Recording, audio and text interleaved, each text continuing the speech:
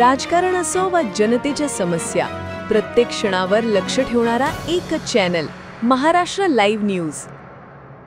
सातारा जिल्ह्यातील फलटण येथील महिला डॉक्टर आत्महत्या प्रकरणाचा तीव्र निषेध नोंदविण्यासाठी गडचिरोली जिल्हा युवक काँग्रेसतर्फे इंदिरा गांधी चौक गडचिरोली येथे भव्य कॅन्डल मार्च काढण्यात आले। आत्महत्येपूर्वी संबंधित डॉक्टर महिलेने सातारा जिल्हा पोलीस प्रशासनाकडे आपल्या जीविताच्या सुरक्षेबाबत तक्रार नोंदवली होती।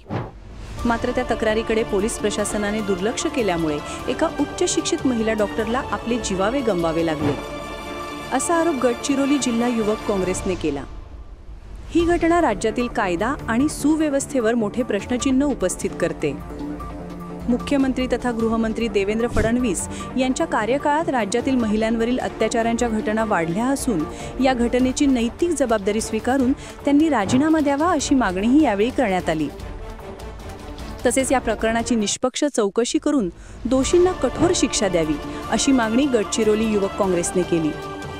यावेळी गडचिरोली जिल्हा युवक काँग्रेसचे अध्यक्ष नितेश राठोड, शहर अध्यक्ष सतीश विधाते, रमेश चौधरी, नेताजी गावतुरे, तालुका अध्यक्ष वसंत राऊत, युवक काँग्रेसचे शहराध्यक्ष विवेक घोंगडे, रुपेश टिकले, लालाजी सातपुते, अभिजित धाईत, अनिकेत राऊत, स्वप्नील बेहरे, सोनू देशमुख, अतुल राजमलवार, गौरव येनप्रडीवार, अपर्णा खेवले, आशा मेश्राम, कविता उराडे, यश देशमुख, जावेद खान, नितेश बालेकरमकर, संतोष भांडेकर, मिलिंद बारसागडे, योगेश नैतम सहयुवक काँग्रेसचे सर्व पदाधिकारी, कार्यकर्ते, युवक तसेच माता भगिनी मोठ्या संख्येने उपस्थित होते।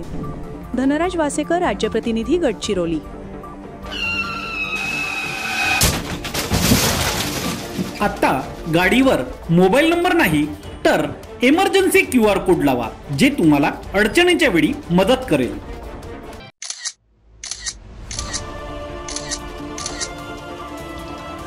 बनवा व्हिडिओ, पाठवा व्हिडिओ, आम्ही तुमच्या न्याय हक्कासाठी लढा देऊ। ताज्या बातम्या व घडामोडींसाठी पाहत राहा फक्त महाराष्ट्र लाईव्ह न्यूज। आजच आमच्या चॅनलला सबस्क्राईब करा, शेअर करा, कमेंट करा आणि हो, बेल आयकॉन दाबायला विसरू नका। जय महाराष्ट्र।